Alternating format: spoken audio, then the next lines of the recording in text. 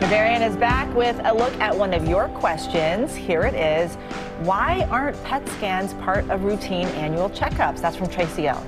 You know, a PET scan, first of all, what is it? It's a type of CT scan. PET stands for positron emission tomography. If you can think about CT scans, they localize organs and where they are. A PET scan helps to identify rapidly acting cells, for example, in the setting of cancer, even for identifying signs of epilepsy, and even in patients for signs of Alzheimer's. So why doesn't everyone get a PET scan when they can be helpful in finding things that are bad? It's because we have to weigh the risks and the benefit. And so when you look at a PET scan, your exposure to radiation, if you're not looking for anything specific, that risk increases. And so it's always about balancing that delicate balance. All right, your prescription for wellness. My prescription for wellness is, for some of my friends out there, I won't name all of them, but how to manage health anxiety.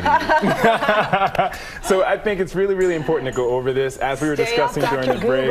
Stay off Dr. Google, which is what we'll end on. But here are some good points about how to manage health anxiety. First of all, don't personalize other people's health issues. Specifically, also, don't personalize other social media posts. I know many people go through this. When you think you might be dealing with a problem, all of a sudden it's all over your timeline and your For You page. Also, one tip that I think is helpful is keeping notes of your symptoms. This can help you to keep a log, especially if you're having a new symptom. You can look back and say, oh, all those other symptoms were actually nothing. And so it can help you feel better sometimes.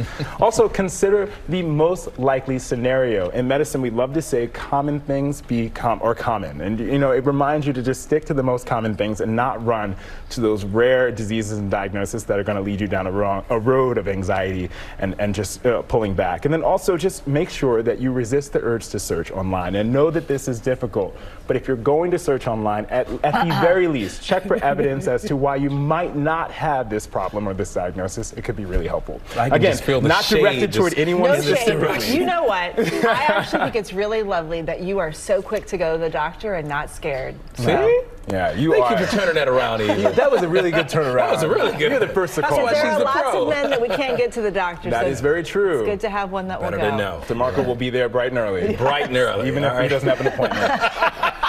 Doc, thank you very much. We appreciate it. And folks, we would love to hear from you. So hit us up on Instagram with all of your medical questions at ABC.